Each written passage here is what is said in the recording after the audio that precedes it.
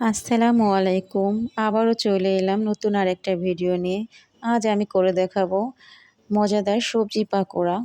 আমার ভিডিওটা দেখে যদি আপনাদের ভালো লাগে তবে আমার চ্যানেলটিকে অবশ্যই সাবস্ক্রাইব করবেন আর আমার চ্যানেলের সাথেই থাকবেন। তো চলুন দেখে নেওয়া যাক আমার কি উপকরণ লাগবে। এখানে আমি ৩ ধরনের সবজি নিয়েছি। গাজর, বরবটি আর বাঁধাকপি নিয়েছি। সাথে কিছু কাঁচামরিচ কুচিয়ে নিয়েছি। আপনারা এখানে যেকোনো সবজিই কিন্তু ব্যবহার করতে পারবেন। এবার একটা বোলের মধ্যে আমি একে একে সব সবজিগুলোকে নিয়ে নেব। এই সবজি পাকোড়াটা কিন্তু ঝটপট বিকালবেলা স্ন্যাক্স হিসেবে বানিয়ে নেওয়া যায়। বানিয়ে নেবেন, বাসায় দেখবেন সবাই খুব ভালো পছন্দ করবে। এবার সবজিগুলোকে আমি একে একে বোলের মধ্যে নিয়ে তারপর এখানে আমি মিশিয়ে দেব হাফ কাপ পেঁয়াজ কুচি। পেঁয়াজটা আমি একটু মোটা করে কেটেছি, একদম কুচি করবেন না, তাতে খেতে ভালো লাগবে। সেই সঙ্গে দেব এখানে আমি আদা আর রসুন বাটা।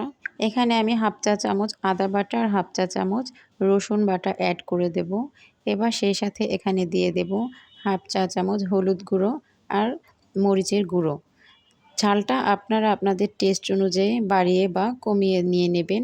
সেই সঙ্গে এখানে আমি দিয়ে দেব ভাজা জিরার গুঁড়া। এবার এখানে আমি বাইন্ডিংয়ের জন্য অ্যাড করব ময়দা। ময়দাটা একসঙ্গে দেব না, আমি প্রথমে একটু দিয়ে মেখে নেব, প্রয়োজন হলে আমি পরে আবার দেব। এবার দিয়ে দেব স্বাদমতো লবণ আর সেই সঙ্গে এখানে আমি দিয়ে দেব 2 টেবিল চামচ কর্নফ্লাওয়ার। কর্নফ্লাওয়ারটা অপশনাল, যদি আপনাদের হাতের কাছে থাকে তাহলে দেবেন, না থাকলে সমস্যা নেই, না দিলেও চলবে। এবার এখানে আমি দিয়ে দেব হচ্ছে চাট মশলা। এটা চটপটি মশলা ছিল, চাট মশলা না। আমি এখানে 1 চা চামচ ব্যবহার করেছি। চেষ্টা করবেন এটা দেওয়ার জন্য। পাকোড়াতে এই মশলাটা ব্যবহার করলে খেতে আসলে অনেক মজার হয় আর ফ্লেভারটাও খুব সুন্দর আসে। এবার সবগুলো জিনিস একসঙ্গে আমি এটাকে মাখিয়ে নেব। আমার মাখানো হয়ে গিয়েছে। এই পর্যায়ে একটু লবণটা চেক করে নেবেন, যদি প্রয়োজন হয় তবে একটু লবণ অ্যাড করে দিবেন।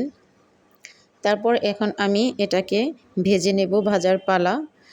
বিকালের নাস্তায় স্ন্যাক্স হিসাবে কিন্তু এই পাকোড়াটা খেতে অসম্ভব মজার লাগে।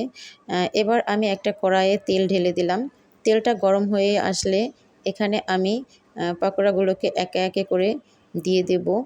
এই পর্যায়ে চুলার আঁচটা মিডিয়াম টু লোয়ে রাখবেন, না হলে কিন্তু ভেতরটা কাঁচা থেকে যাবে আর ওপরটা তাড়াতাড়ি কালার হয়ে যাবে। তাই মিডিয়াম আঁচে এটাকে আস্তে আস্তে করে উল্টে পাল্টে ভেজে নিতে হবে।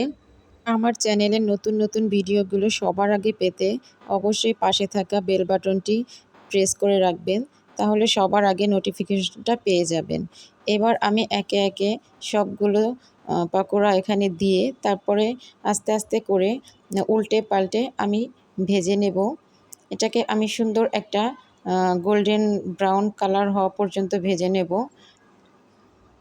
আমার পাকোড়াগুলো সবগুলো ভেজে নিতে প্রায় 5-6 মিনিট সময় মতো লেগেছে।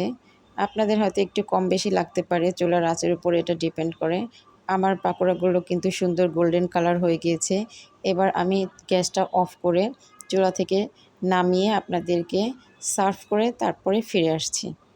এই তো ফিরে এলাম। দেখতে পাচ্ছেন পাকোড়াগুলো কতটা সুন্দর কালার হয়েছে আর অনেকটা ক্রিস্পি হয়েছে, খেতেও খুব মজার হয়েছে। আপনারা বাসায় অবশ্যই এটাকে ট্রাই করবেন। আর বেশি কথা বাড়াবো না, এখন হচ্ছে খাওয়ার পালা, সবাই জমিয়ে খাবো। আল্লাহ হাফেজ।